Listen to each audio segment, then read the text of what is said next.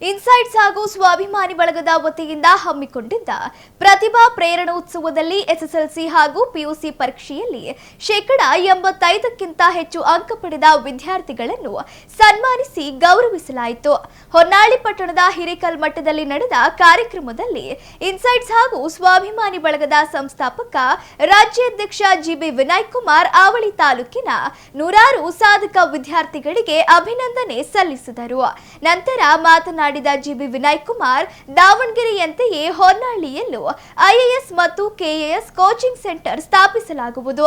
ಆ ಮೂಲಕ ಸ್ಥಳೀಯ ವಿದ್ಯಾರ್ಥಿಗಳಿಗೆ ಉಚಿತವಾಗಿ ಗುಣಮಟ್ಟದ ತರಬೇತಿ ನೀಡಲಾಗುವುದು. ಜೊತೆಗೆ ಬೆಂಗಳೂರಿಗೆ ತೆರಳಿ ಉನ್ನತ ತರಬೇತಿ ಪಡೆಯಲು ಇಚ್ಛಿಸುವ ವಿದ್ಯಾರ್ಥಿಗಳಿಗೂ ಸಹ ಉಚಿತ ಶಿಕ್ಷಣದ ವ್ಯವಸ್ಥೆ ಕಲ್ಪಿಸಿಕೊಡಲಾಗುವುದು ಎಂದು ಭರವಸೆ ನೀಡಿದರು. ಸಾಧನೆ ಮಾಡಬೇಕೆಂಬ ಹಂಬಲವಿದ್ದರೆ ವಿದ್ಯಾರ್ಥಿಗಳು ಜೀವನದಲ್ಲಿ ಯಾವುದೇ ಗುರಿಯನ್ನು ತಲುಪಬಹುದು.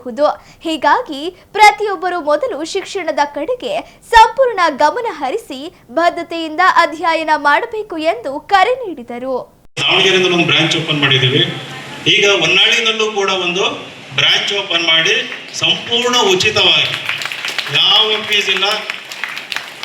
ಅದು ಯಾವುದೇ ಜಾತಿ ಧರ್ಮ ಬಡವರು ಬಲ್ಲಿದರು ಯಾರೇ ಆಗಿದ್ರು ಕೂಡ ಅವರಿಗೆ ಸಂಪೂರ್ಣ ಉಚಿತವಾಗಿ.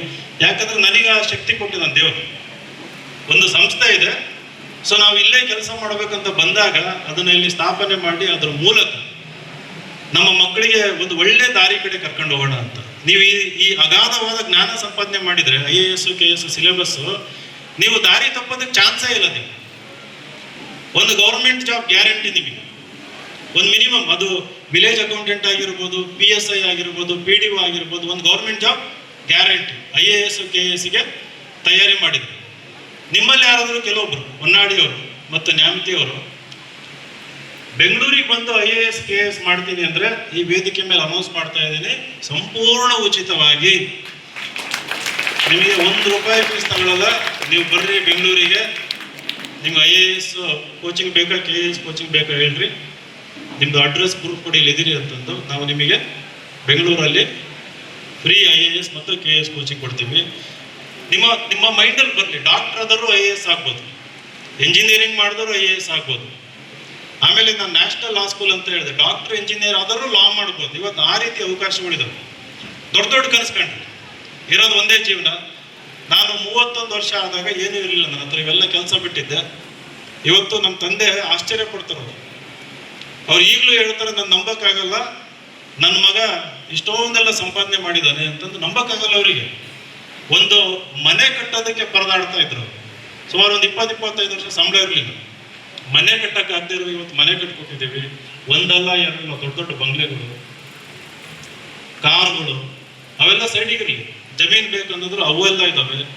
ನಿಮ್ಮ ಮಕ್ಕಳನ್ನ ನೀವು ಸರಿಯಾಗಿ ಓದಿಸಿ ಒಳ್ಳೊಳ್ಳೆ ಅವಕಾಶ ಕೊಟ್ಟರೆ ನೀವೇನು ಕನ್ಸ್ಕೊಂಡಿರ್ತೀರಿ, ನಿಮ್ಮ ಮಕ್ಕಳು ಅದನ್ನೆಲ್ಲ ಈಡೇರಿಸ್ತಾರೆ. ಈ ನ್ಯಾಷನಲ್ ಲಾ ಸ್ಕೂಲಲ್ಲಿ ಏನಾರು ಅಡ್ಮಿಷನ್ ತಗೊಂಡ್ರೆ 5 ವರ್ಷ ಲಾ ಮಾಡಿದರೆ 5 ವರ್ಷ ಲಾ ಮಾಡಿದ ಮೇಲೆ ಇಲ್ಲ ನ್ಯಾಯಾಧೀಶ ಆಗೋದಕ್ಕೆ ಅದಕ್ಕೊಂದು ಇನ್ನೊಂದು ಎಂಟ್ರೆನ್ಸ್ ಎಕ್ಸಾಮ್ ಇರುತ್ತೆ, ಅದು ಪಾಸ್ ಮಾಡೋದಕ್ಕೆ ಬೇಕಾದಂಥ ಟ್ರೈನಿಂಗ್ ಅಲ್ಲಿ ಆಗುತ್ತೆ. ಇಲ್ಲ ನಾನು ಅಡ್ವೊಕೇಟ್ ಆಗ್ತೀನಿ ಅಂತಂದ್ರೆ ಹೈಲಿ ರೆಸ್ಪೆಕ್ಟೆಡ್ ಲಾಯರ್ಸ್ ಅಥವಾ ಅಡ್ವೊಕೇಟೆಡ್ ಇನ್ ಇಂಡಿಯಾ ನೀವು ಆಗ್ತೀರಿ. ಪರ್ ಹಿಯರಿಂಗ್ ಯಾರಿಗಾದ್ರೂ ಅನ್ಯಾಯ ಆಗಿದೆ, ನ್ಯಾಯ ಕೊಡಿಸ್ಬೇಕು ಅಂತಂದು ನೀವೇನಾದ್ರೂ ದೊಡ್ಡ ಕೇಸ್ಗಳು ನಿಮ್ಮ ಕೈಗೆ ಬರುತ್ತೆ. ಪರ್ ಹಿಯರಿಂಗು 10ರಿಂದ 20 ಲಕ್ಷ ಮಿನಿಮಮ್. ಅಂದರೆ 10 ನಿಮಿಷ ವಾದ ಮಾಡೋದಕ್ಕೆ 10ರಿಂದ 20 ಲಕ್ಷ.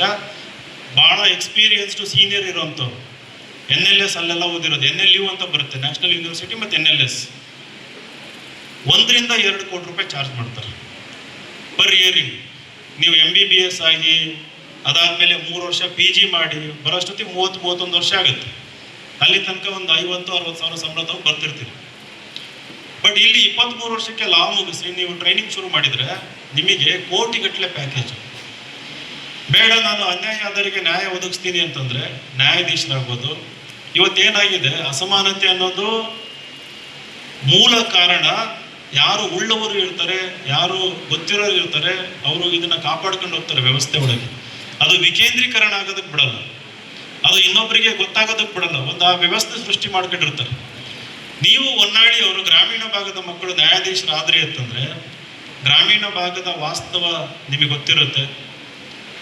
ಸ್ಪಂದಿಸುವಂತ ಶಕ್ತಿ ಇರ್ತದೆ. ಹಂಗಾಗಿ ನೀವು ಹೆಚ್ಚಿನ ಸಂಖ್ಯೆಯಲ್ಲಿ IAS ಅಧಿಕಾರಿಗಳು ಮತ್ತು ಈ ರೀತಿ ಒಳ್ಳೊಳ್ಳೆ ಕಾಲೇಜಿಗೆ ಹೋಗಿ ಅಡ್ಮಿಷನ್ ತಗೋಬೇಕು. NLS ನಲ್ಲಿ ಓದಿರೋರು ನಿನ್ನೆ ಒಂದು ಹುಡುಗಿ ಮಾಡ್ತಾರೆ, ಅವ್ರಿಗೆ ಹೆಣ್ಮಕ್ಳು ಸಿಗ್ತಾರೆ, ಹೆಣ್ಮಕ್ಳು ಒಪ್ಪಂಗಿಲ್ಲ, ಅವ್ರು ಕೇಳ್ತಾ ಇರೋದೇನು ಒಳ್ಳೆ ಜಾಬ್ ಇರಬೇಕು ಅಲ್ವಾ?